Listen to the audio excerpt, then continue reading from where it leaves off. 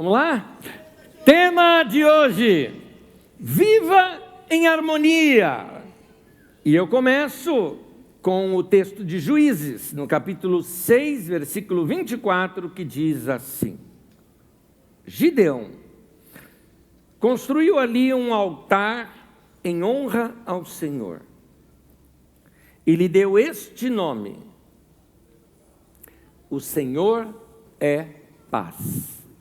Yahvé Shalom.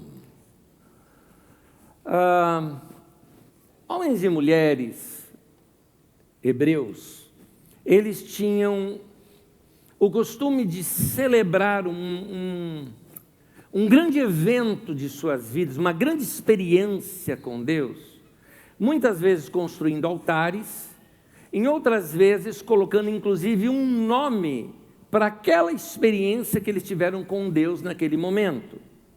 Uma experiência de providência. Então, o Senhor que providencia, Jeová Jireh. Então, uma experiência de cura, e aí então o Senhor que cura. Então, Yahvé Rafá. E aí você tem aqui Yahvé Shalom, o Senhor é paz. Quem fez isso foi um homem chamado Gideão. Gideão era um homem muito inseguro. Talvez, até por questões até de criação, ele se sentia muito pequeno diante dos seus próprios olhos. Tanto que quando Deus o chama, ele fala: Deus, euzinho. Porque eu sou das tribos de Israel, a minha tribo é menor, e das famílias que formam esse clã, a minha é a menor, e da minha família eu sou o menor. Então, o senhor não errou o endereço em me escolher? Veja, ele não se via como Deus o via. Gideão carregava isso como um grande conflito dentro de si. Conflito que talvez você já passou. Meu irmão é melhor do que eu, meu pai sempre falava isso. Talvez você passou por isso. Talvez você passou, se enxerga, não sabe de onde você é. Ou talvez um grande sonho que você tem na vida, e a pessoa fala: se enxerga, você é de Osasco, mano, né? Você é de Carapicuíba, né? Que sonho é esse aí? Você está precisando nascer onde? Né?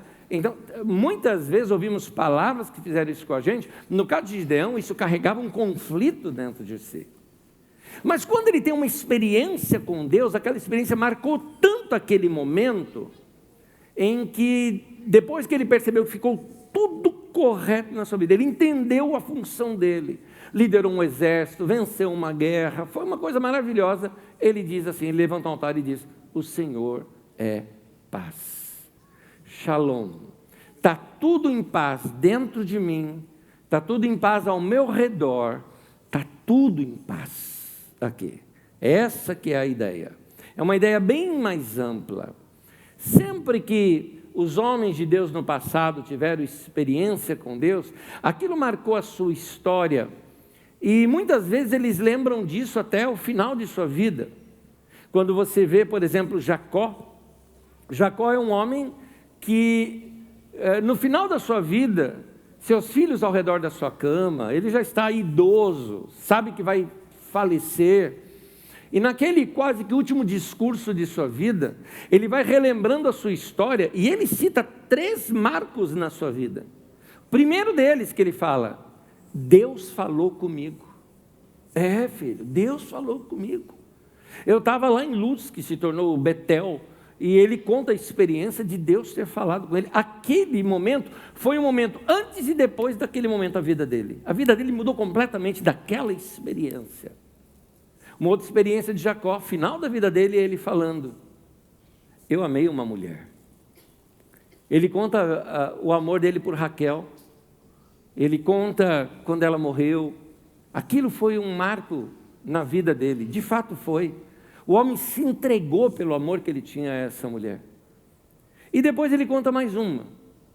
Ele fala: eu tenho descendentes. Olha aí os meus filhos. E ele percebe: deixei história, já posso morrer, deixei história, deixei uma formação, e de fato deixou. 3.700 anos depois estamos falando do cara. E um detalhe, o nome dele, Jacó, foi transformado para Israel. Deu para você entender, veio uma nação atrás desse homem. Tem toda uma história por detrás. Então, quando você tem uma forte experiência com Deus, essas experiências marcam a tua história de tal maneira que elas criam para você, é como se você fizesse um altar para se lembrar ali, Deus é isto aqui na minha vida. Quais são suas experiências? O que é que tem mudado a tua vida? Quais são os momentos históricos seus que você quer carregar para o resto da sua vida e contar para os seus filhos e netos? Eu, quando eu estiver lá, já com meus bisnetinhos, eu vou falar para ele, filho, está vendo aquela montanha lá, Pico do Jaraguá? Pois é, tinha 16 anos de idade, Deus falou com o vovô, né? Eu vou falar isso com eles. São experiências que marcam a nossa vida, nossa história, e nós vamos carregá-las para o resto da vida. E vamos repetir para o resto da vida. Você precisa dessas coisas. Por quê? Para assentar algo em você, para criar colunas na sua vida. Muito bem. Por que eu coloquei viver em harmonia?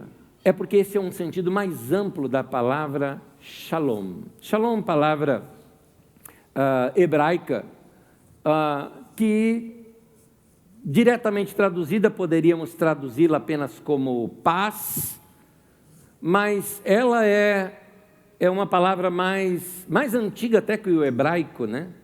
É uma palavra semita, de onde vem diversas línguas, dentre eles o árabe, por exemplo.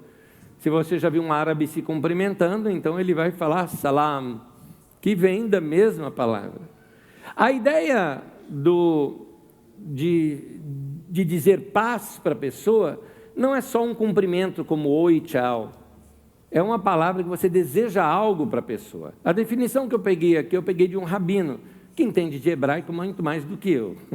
E eu peguei aqui, shalom, significa que você tenha tudo o que você precisa para ser feliz. Que você tenha tudo o que você precisa para se sentir completo. Que você tenha tudo o que você precisa para se sentir inteiro, viver em paz e harmonia. É isso. Não significa só uma paz lá dentro. É mais do que isso. Significa que eu tenho paz dentro e tenho ao derredor também. Eu estou em harmonia com tudo que está ao meu redor. Muito bem. É em cima disso que eu quero ser bem didático aqui e separar em alguns pontos, para que a gente vá analisando a nossa vida ponto por ponto. De tempo em tempo a gente precisa fazer esse escrutínio na vida da gente. É um ensinamento que eu acho interessante para a gente praticá-lo na nossa vida de tempo em tempo. Eu faço comigo, eu recomendo que você faça com você. Muitas vezes nós estamos assim, apavorados porque algo está acontecendo na vida da gente, e a gente pensa assim, está tudo errado na minha vida. Não, querido, não está tudo errado. Vamos escrutinar, vamos esquadrinhar a vida. Então eu pego um papel, desenho ali aqueles quadrados, em cada um dos quadrados vamos colocando alguma área da vida da gente.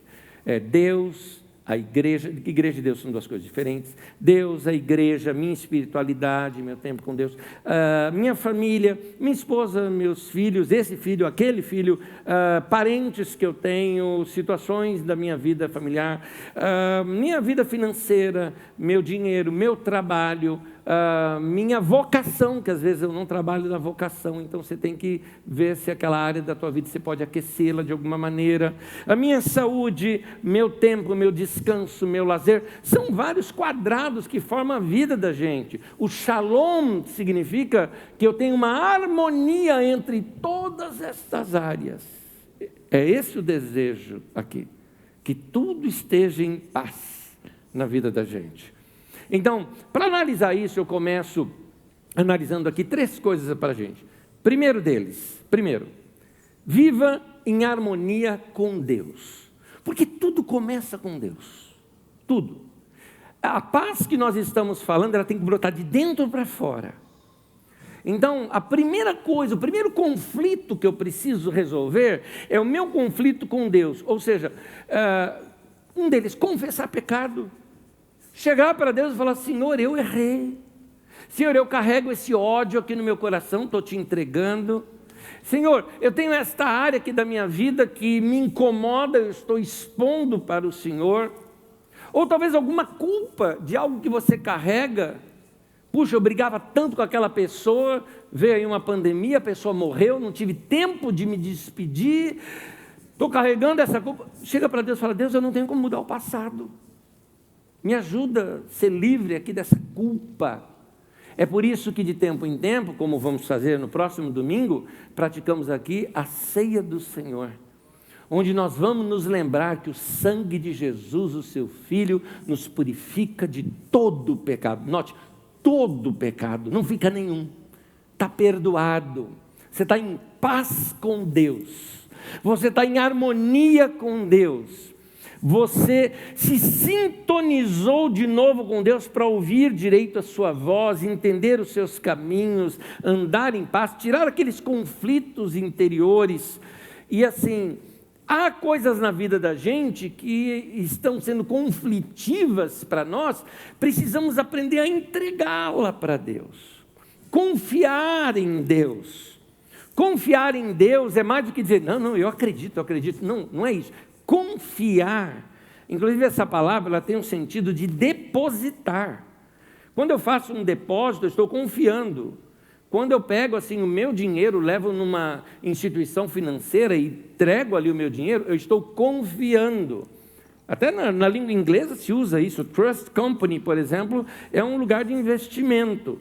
E trust é a palavra confiança. Então, onde você vai confiar ali o seu dinheiro, e a Bíblia nos ensina a depositarmos essa nossa confiança em Deus, de que coisas da nossa vida que a gente não consegue resolver, temos que entregar nas mãos dele. Vamos ver, por exemplo, Salmo 37, versículo 5. Salmo 37, 5 diz assim, eu peguei aqui a versão mais tradicional, porque eu gosto da beleza desse texto clássico. Diz assim: entrega o teu caminho ao Senhor, confia nele, e ele tudo fará. Amém. O que está dizendo? Entrega a Deus. Você quer ter paz? Descansa em Deus. Por quê? Porque o não entregar significa que eu estou guardando comigo uma preocupação, uma ansiedade. Quando Jesus fala de ansiedade no Novo Testamento, veja bem, não está falando da ansiedade patológica, que é aquela que gera crise de ansiedade, que você precisa procurar um terapeuta ou alguém, um profissional, que possa te ajudar a resolver aquilo, que aí já é uma patologia. O que Jesus está tratando é da ansiedade da vida, aquela ansiedade que todo mundo passa, as chamadas preocupações. O que é uma preocupação? Fica fácil quando você divide a palavra. É uma pré-ocupação. Quando eu antecipadamente me ocupo de algo que não aconteceu. Então eu fico criando monstro na minha cabeça, eu fico criando coisa na minha vida, e aquilo me pesa, e isso é incompatível. Igual você tem o seu celular, o seu computador, é incompatível com o sistema operacional da sua vida, vai dar conflito, aquilo não era para estar ali. É por isso que lá em 1 Pedro 5,7 fala: lança sobre ele toda a sua ansiedade. Então, derrama para Deus, que é o texto que nós lemos, confia em Deus. Confia em Deus. Tem coisa que não dá para a gente resolver. Toda ansiedade que nós temos, seja ela qual for, é uma questão relacionada a estarmos ou não no controle da situação. A ansiedade, em essência, é o seguinte: é o medo de nós não estarmos no comando da situação. É uma tentativa da gente controlar aquilo que é incontrolável. Eu tenho uma aqui que vai nos ajudar. A ansiedade, ou seja, a preocupação, pode ser um sinal de alerta. É um sinal de que você está tentando controlar demais. É essa a raiz da ansiedade. Toda vez que você começa a sentir ansiedade, é porque você está tentando controlar demais. Tem coisas que você não consegue controlar. Você vai sentir ansiedade quando você tenta controlar situações da vida de seus filhos. Não dá. Tem determinadas coisas que você vai ter que confiar.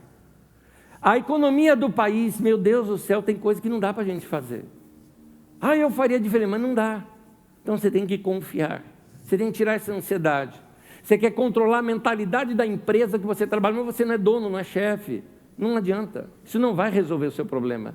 Então você tem que confiar. O que Jesus nos ensina, por exemplo, nesse texto aqui fala, entrega o teu caminho ao Senhor. No Salmo 23, você conhece, o Senhor é o meu pastor. Eu não vou ter falta de nada. Nada vai me faltar. Isso me basta, Jesus sendo o meu pastor. Pois bem, em João 10, versículo 14, versículo 27, Jesus explica melhor isso para a gente. Fala, eu sou o bom pastor. Jesus está dizendo, sou eu. Eu conheço as minhas ovelhas e elas me conhecem. Olha que palavra, gente. Jesus está dizendo, eu conheço você. Jesus, olha, eu conheço você. Eu conheço as minhas ovelhas, elas me conhecem, as minhas ovelhas ouvem a minha voz e elas me seguem. Gente, é simples assim. É conhecer Jesus, é ouvir Jesus e é seguir Jesus. É conhecer Jesus, é ouvir Jesus, às vezes num sermão, ou às vezes numa palavra cantada, numa leitura da Bíblia Sagrada, naquele momento íntimo com Deus, com aquela impressão que o Espírito Santo fala com você. É ouvir Jesus, não é? E então obedecer Jesus. Praticar o princípio que ele está falando. E hoje Jesus está falando o que para você? Dá para mim, confia. Confia. Confia. Jesus, olha, eu estou com esse problema. Dá na minha mão. Confia. Não fica mais preocupado, não. Preocupado significa que você não está confiando em mim. Você está querendo controlar. Me dá o controle. Deixa comigo. Confia. Faz isso. E você vai ver. Eu repito para você. Entrega teu caminho ao Senhor. Confia nele. E ele tudo fará. Amém. Fique em paz. Fique em paz. Isso é paz com Deus. Você fala, eu estou em paz com Deus. Estou em paz. Está tudo bem na minha vida. Aqui dentro está tudo bem. Pois bem, tem outra área da nossa vida. 2. Viva em harmonia com os outros e consigo. Viver em harmonia com os outros e consigo. Vamos pegar essa primeira parte. Viver em harmonia com os outros. Significa falta de conflitos com as pessoas. E é aqui que a gente precisa passar por uma reaprendizagem. Um momento novo surgiu na história. Os nossos jovens e adolescentes talvez saibam até lidar melhor do que nós adultos com isso, que são as redes sociais. É por isso que você nota muita discussão em rede social e logo, por exemplo, meu filho vem quando chega assim, dá uma olhada e fala, isso aí é coisa de tiozão e tiazona. São os tiozão e tiazona dos WhatsApp, dos Facebook da vida, que fica lá brigando. Porque na geração dele eles já entenderam, isso daqui não é para brigar, não adianta falar nada. Gente, nós estamos em ano de eleição, e eu queria te colocar aqui como é o padrão na nossa comunidade, como é a doutrina nossa aqui quanto a isso. Primeiramente, você já sabe que a gente não aponta políticos aqui no púlpito. Nós temos políticos na nossa comunidade, temos candidatos dentro da nossa comunidade, mas nós não indicamos. Ele vai fazer a campanha lá fora, como qualquer outra pessoa faz. Culto não é lugar de horário político, não é? Aqui não se faz isso. Mas não é só isso, se você já sabe. Mas eu tenho que acrescentar uma coisa aqui para vocês. Na Carisma, a gente procura ser o mesmo aqui dentro, ser o mesmo lá fora. E ser o mesmo também nas redes sociais. Ou seja, sem briga. Meu querido, para de brigar. Para de ser chato. Não é? Para de ficar com discussão com gente que pensa diferente de você. Cá entre nós, vamos lá. Você acha mesmo? Você que está convicto já de quem você vai votar, que aqui na Carisma a gente recomenda, estude, procure saber o nome de todos, veja bem e decida o que você vai votar. Aqui a gente não indica nada para você, porque eu não vou te chamar de burro. Tá? Eu acho que você é inteligente, você sabe votar, e você vai votar o que é melhor para você. Isso é democracia. Continuando. Então, quando você decidiu por um, e aí alguém que decidiu pelo outro, vocês estão em conflito, claro, porque vocês não concordam em cima da sua decisão. Mas cá entre nós, vamos ser sinceros, você acha que você discutir com aquela pessoa numa rede social vai fazer a pessoa mudar? Ah, faz favor.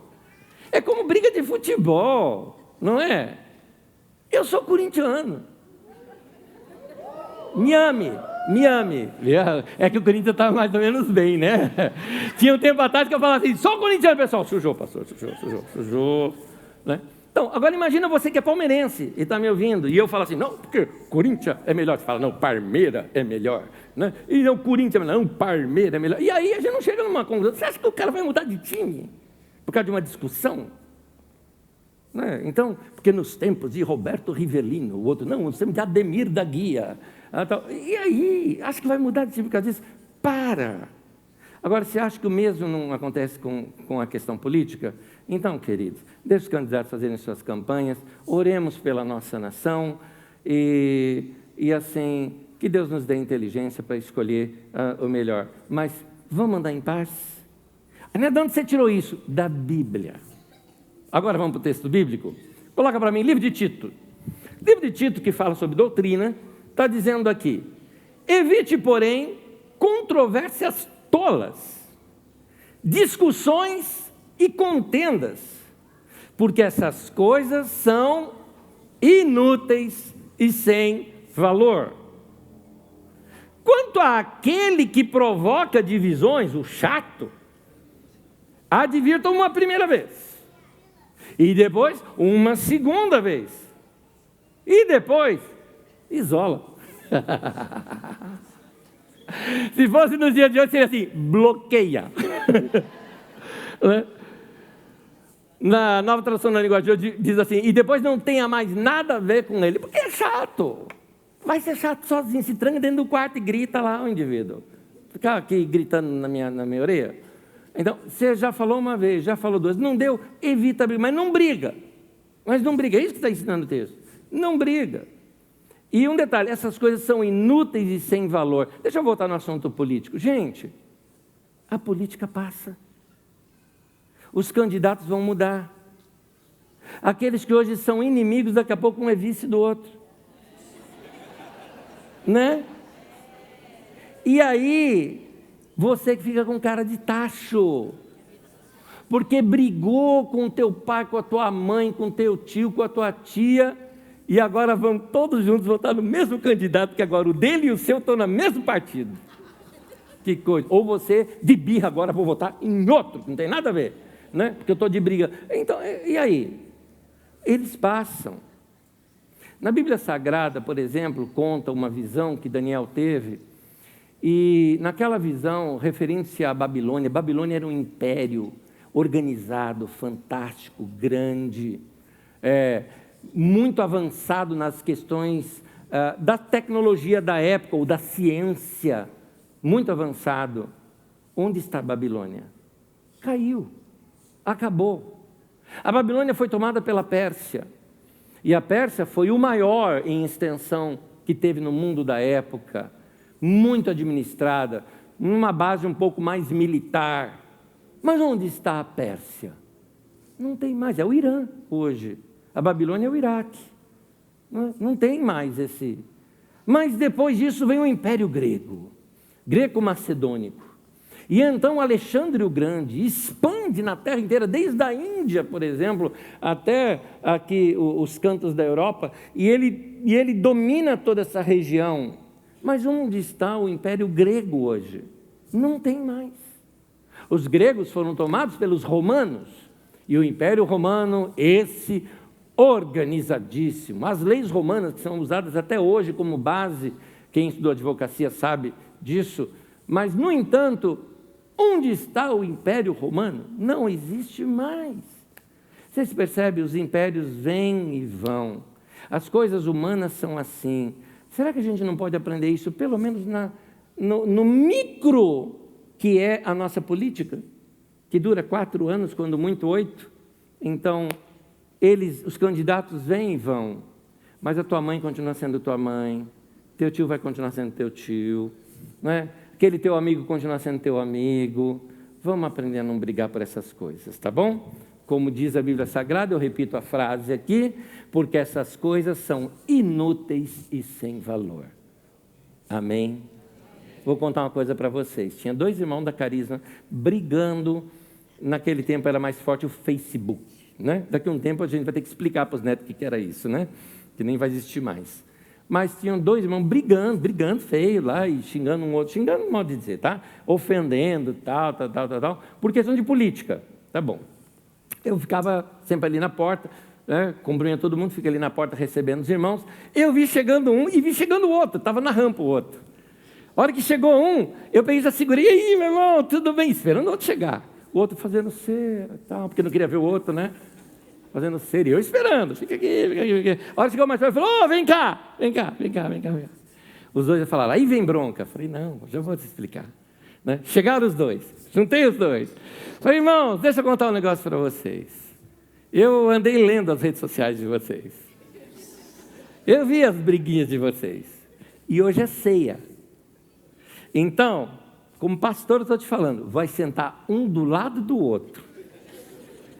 E a hora que você pegar lá o copinho lá, antes de abrir, você vai chegar assim um para o outro e oferecer para o outro. E fazer uma aliança diante de Deus. Falei, é bem pastor, diante do sangue de Jesus, que nos purifica de todo pecado. Eles, aleluia, fizeram até sinal da cruz.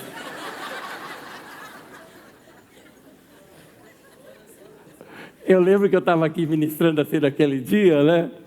E eu falei, e o pão que nos lembra que nós somos estávamos sentados ali, um só corpo, aleluia. Olhamos dois. Veja bem, já passou a eleição, já passou aquela briga, isso aí é de 3 ou 4 eleições atrás, hoje os seus candidatos talvez nem existam mais, e aí? Então, gente, Deus nos orienta a acabar com problemas de intolerância. Livro de Efésios, aliás, antes de eu ler o livro de Efésios, deixa eu explicar uma coisa. Eu falo isso na reunião de novos membros aqui da Carisma, eu falo assim, gente, deixa eu contar uma coisa sobre nossa cultura aqui. A gente aqui não é de briga. Nós não somos de briga. A gente não gosta de briga. Porque tem uns irmãos que são encrenqueiros na igreja. Já viu gente que briga dentro da igreja? Quem aqui é crente há mais de 15 anos? Os dinossauros da fé, vamos lá. O pessoal da era jurássica da igreja. Você já viu briga na igreja?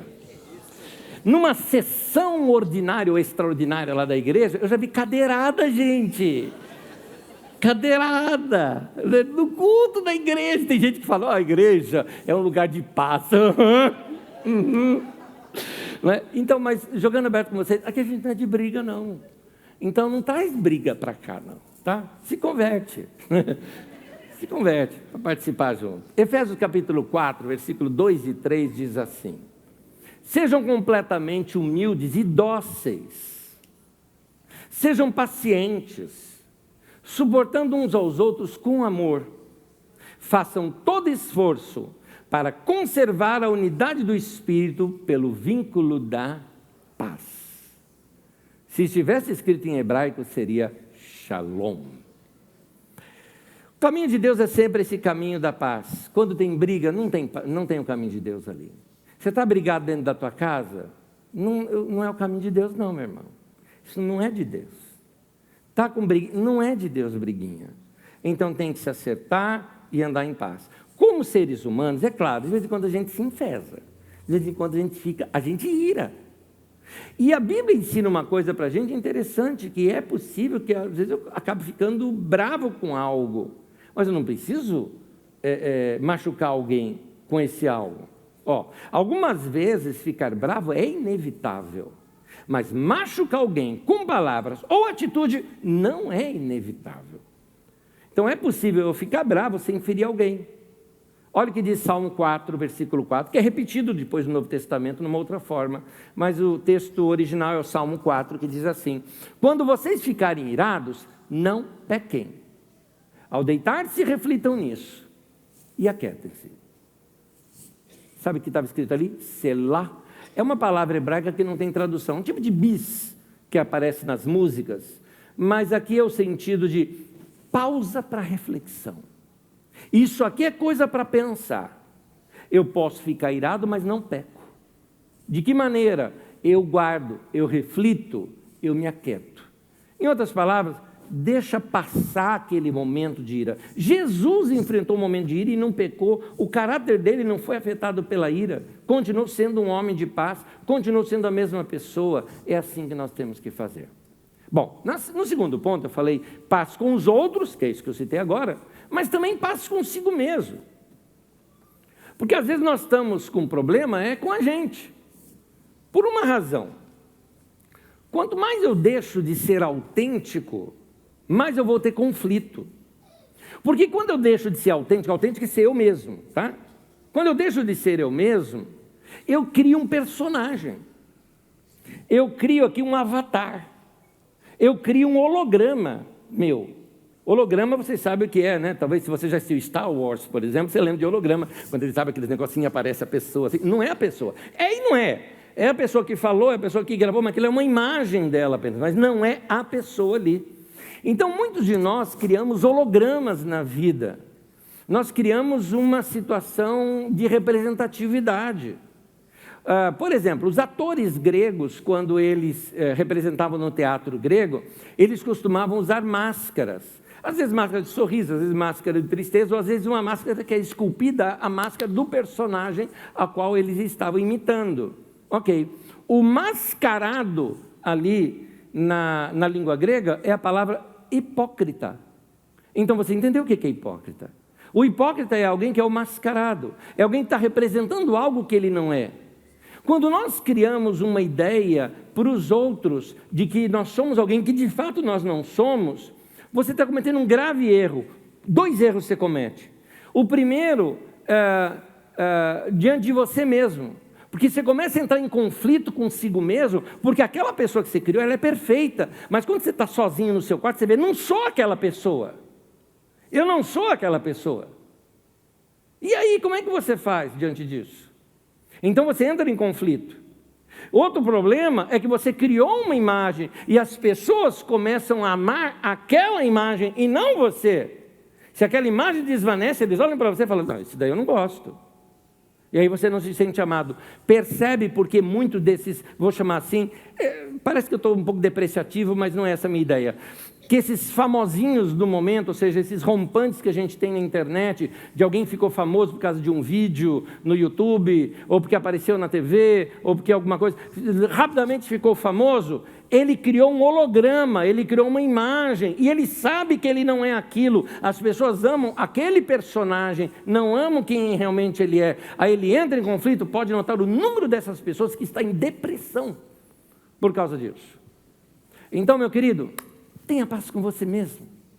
Se aceite quem você é. Você não precisa ter pedigree para ser gente importante. Ou eu sou filho da família tal, né? Sabe? Porque tem pessoas que se escondem atrás do sobrenome, não é? Para que isso? Seja você. Eu me lembro de um comercial de televisão antigo que eu achava um barato, que o cara chegava assim, né? Queria mostrar que agora ele tinha cartão de crédito, né? Ele falou, tem cartão de crédito, olha aqui, ó. Silva. Silva, é o nome mais comum, isso porque é o sobrenome mais comum que nós temos no Brasil, né? Dos cinco sobrenomes mais comuns que se tem no Brasil, um eu já tenho, Souza. Então, mesma coisa. Então, você que precisa de alguma coisa para se autoafirmar, para com isso. Seja você mesmo. Seja você mesmo. Eu vim de família bem pobre, então a gente às vezes não tem alguns costumes do pessoal mais rico, né? E a minha esposa também. E às vezes, vira e mexe, a gente dá uns furos assim. E olha o que eu vou falar. Ela já fala assim, olha o que você vai falar. Ai. Mas a gente dá uns furos assim. Eu me lembro uma vez que estava numa reunião bem chique, assim, os irmãos, bem. Eu não sabia, me convidaram para dar uma palavra. Eu fui lá, toda gente rica mesmo. Quando eu falo rico, é rico mesmo, tá? A casa tinha, assim, elevador dentro da casa para você andar. E eu cheguei lá com o meu Fiestinha, né, que eu tinha, né? Era um barato você estacionar seu carro perto dos outros, né? Assim, eu era o carro do empregado deles, assim. Né? Mas era interessante conversar ali com as pessoas, e as pessoas ficavam falando, as conversas de roda depois, né? Eram todas assim internacionais, de viagens internacionais, sabe assim, eu fui em Paris, eu fui em Londres, eu fui não sei aonde, tal, assim, né? E fui para Carapicuíba. Saiu um shopping bem legal ali que eu fui, né? Eu ficava desconectado com aquilo. Agora, por que ter vergonha? Seja autêntico, seja você mesmo. É errado ser rico? Claro que não. É errado ser pobre? Claro que não. É errado ser preto, é errado ser branco. Entende? Qual é errado? Não tem erro, gente. Vamos ser a gente. Quando você é autêntico, você não tem esses conflitos. Então você está em paz com você mesmo. Se deixe ser conhecido. Seja você. Seja autêntico. Então vamos lá. Eu construí tudo isso para chegar nesse ponto agora aqui. Terceiro. Viva em harmonia ao teu redor. E aqui eu quero trazer, assim, uma vez que você está tudo bem com Deus, você fez paz com quem você brigava, ou porque distanciou para não brigar, porque às vezes a gente tem que ter aquilo que a gente chama de distância segura, né? Não tão perto para eu não entrar em conflito, e não tão distante para não virar inimigo. Então você mantém aquela distância segura, tal, né? Aquela visita de família, legal, tudo bem, como vai? Boa tarde, e tchau, né?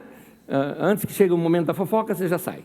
Então, você mantém uma distância segura para mandar em paz. Mas você está em paz, você está em paz, você está em paz. Ok. Agora, a gente precisa criar um outro ambiente de paz. É um ambiente que se refere às nossas coisas. Porque não é só um paz comigo, paz com Deus, paz com os outros. A gente também convive num mundo e precisamos ter paz entre as coisas. E eu quero usar a palavra harmonia. Nós precisamos de uma harmonia com as nossas coisas, uma harmonia com a nossa casa, uma harmonia com as coisas ao nosso redor, de modo que tudo precisa se falar entre si. Vou explicar isso um pouquinho aos poucos aqui para você. Não é a primeira vez que eu pego gente querendo roubar plantinha nossa aqui da Carisma, tá?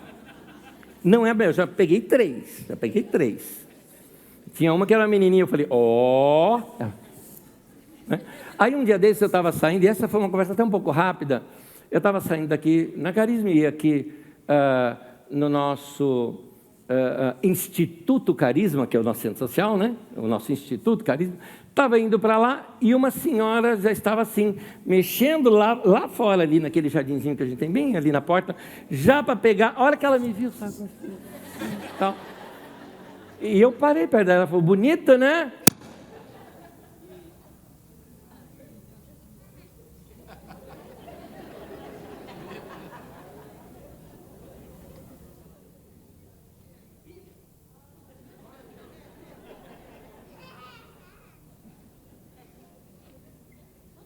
Que vergonha de mim, gente.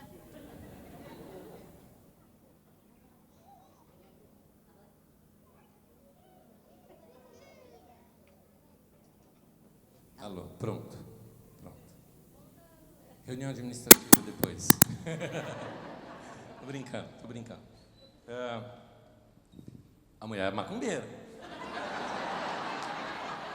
Eu fui falar dela, tá vendo?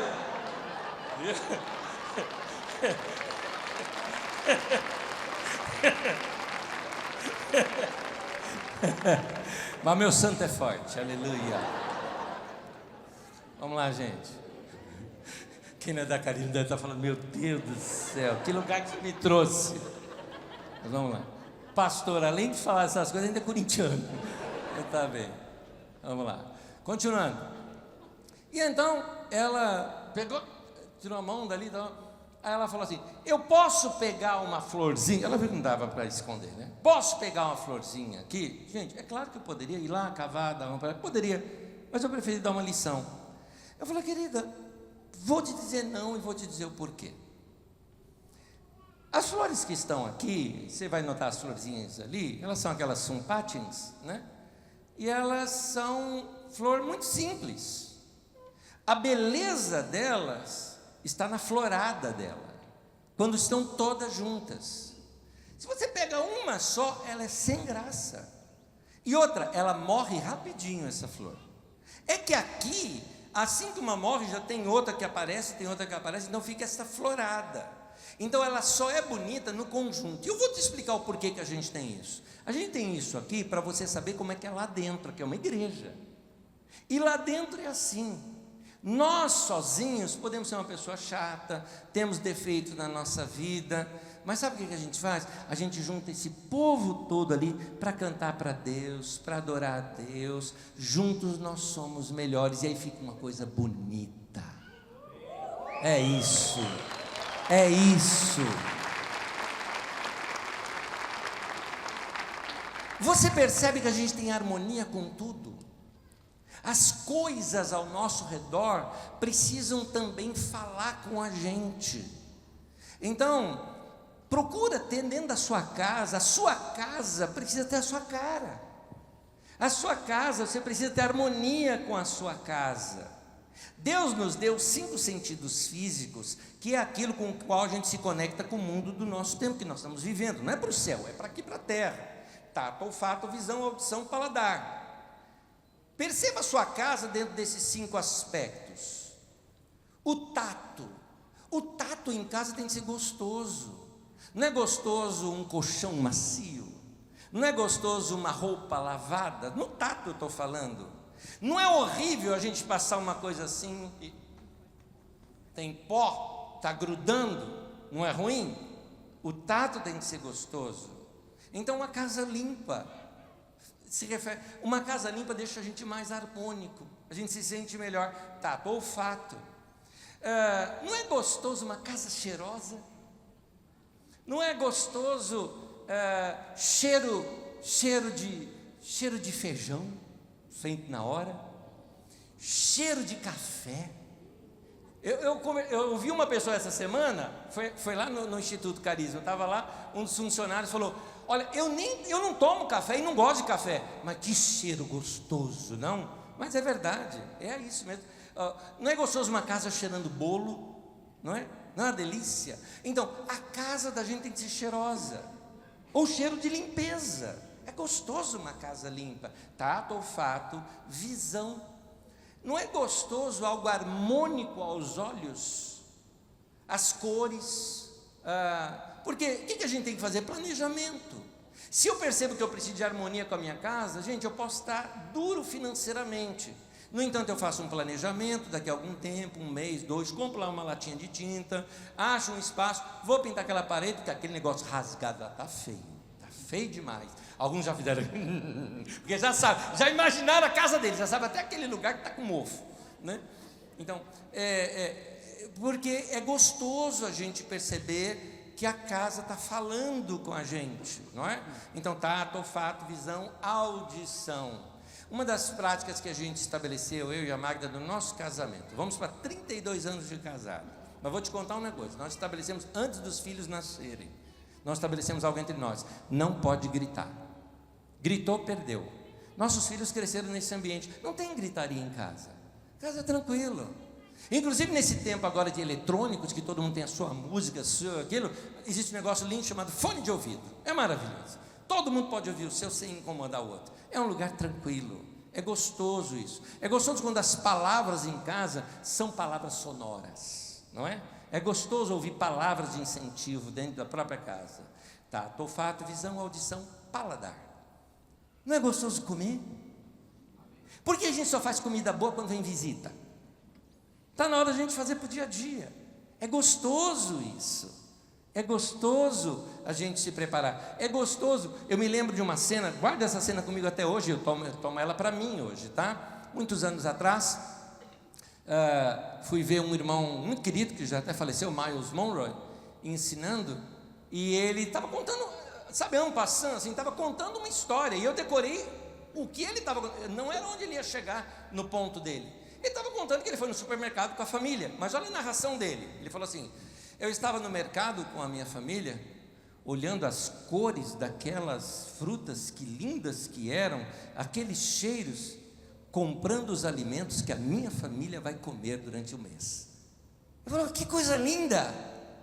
Sabe aquela mania que a gente tinha assim, daqui, compra, quanto que é? Tá, paga, vai embora. Não, agora tem que ser vivenciado, fazer daquele momento um momento especial, não é? Porque é importante isso. O que eu estou ensinando para você? Viva com tudo em harmonia ao teu redor. A nossa vida precisa ser essa vida harmônica. Então, quando eu falava aqui sobre amar, por exemplo, amar, como eu digo, a gente tem que amar essas coisas ao nosso redor. Eu vou dizer uma coisa para vocês, eu amo aqui esse nosso espaço. Eu tenho uma frase aqui que eu queria repetir para você: ame o que você faz, ou vai fazer outra coisa. É isso, porque fazer uma coisa sem amor não vale. Por isso que a gente fala, você vai contribuir, mas você tem que contribuir com amor. Se não for, não vale. Aliás, se você é membro aqui da Carisma, ame o nosso espaço. Quando eu falo amar, veja bem, quantos pais aqui amam seus filhos? Vamos lá. Agora, quantos pais aqui têm ciúme dos seus filhos? Tem mesmo. Pô, vamos mudar. Marido, quantos maridos temos aqui? Mantenha a mão levantada. Quantos maridos têm ciúme da mulher? Tenho. A gente trata aqui com algumas coisas de instalação, de venda, de compra, de gerenciamento aqui da comunidade. Minha esposa está fazendo uma negociação com alguma coisa e tal, falando lá para o cara, olha, eu preciso disso, tá bom. O cara mandou um áudio para ela falou, não, o cara já mandou áudio, a resposta. Ela disse, sim, ligou o cara, oi meu amor, tudo bem? Tu lembra, né? Ó.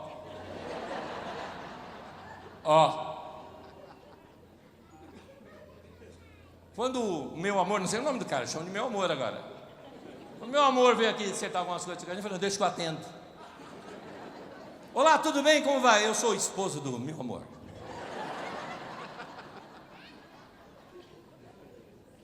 Você tem que ter ciúme. Mas a Bíblia diz que a gente não pode ter. É outro tipo de ciúme, aquele é de desconfiança, não é esse. Até Deus tem ciúme da gente, não é?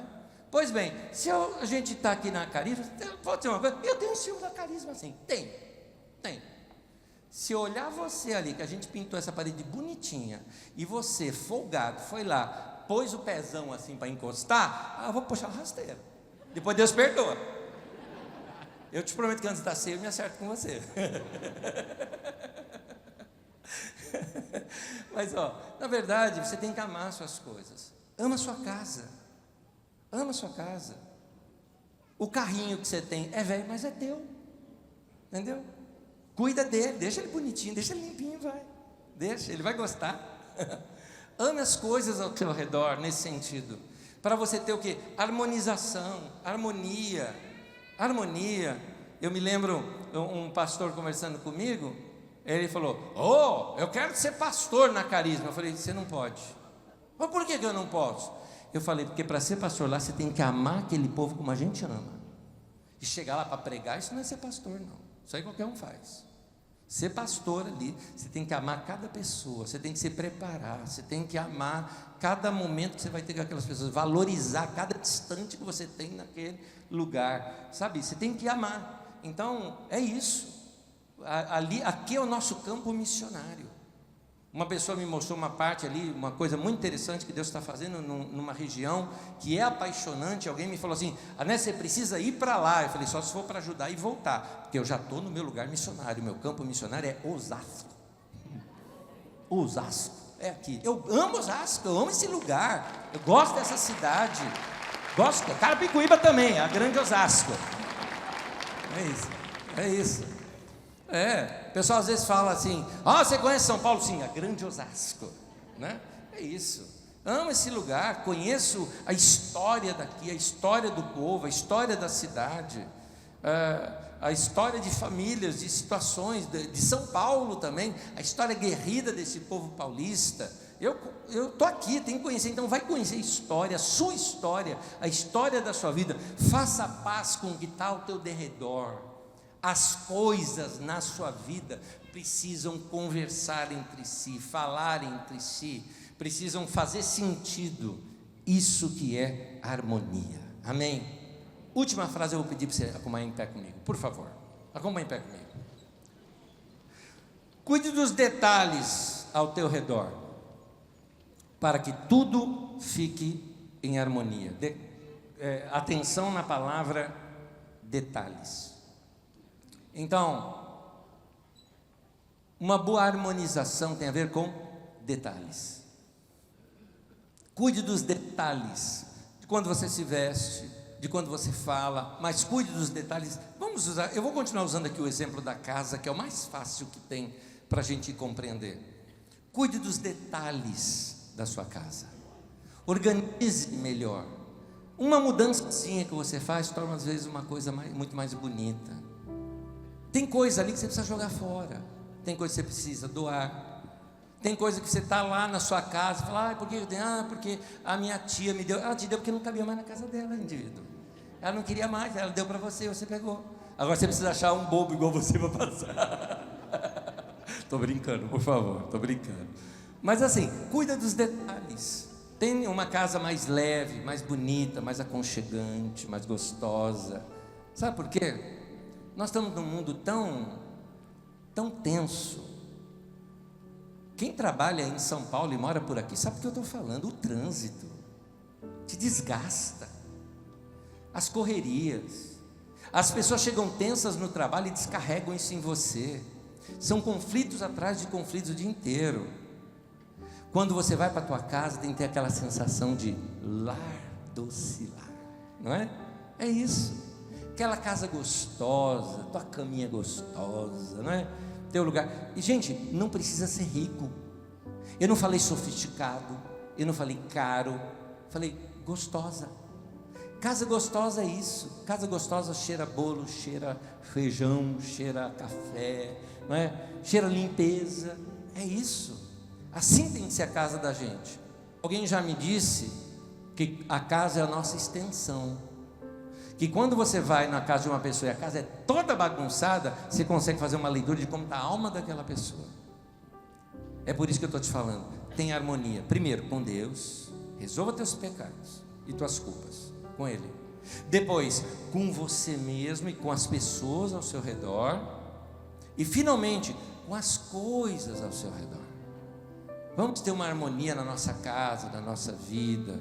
E até no lugar onde a gente frequenta aqui na igreja. Vamos nos manter limpos sempre. Vamos todos aqui estão convidados a fazerem parte de um ministério aqui da Carisma, Ministério da Limpeza. Todo mundo. E um papel no chão pega, joga no lixo. Por quê? Porque nós somos organizados. Nós gostamos de coisas limpas. Gostamos da limpeza, gostamos de bem-estar. Então a gente tem que levar isso para todo canto. Leva isso para a tua empresa.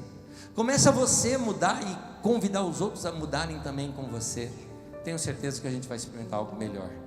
Entende? Com harmonia na nossa vida. Amém?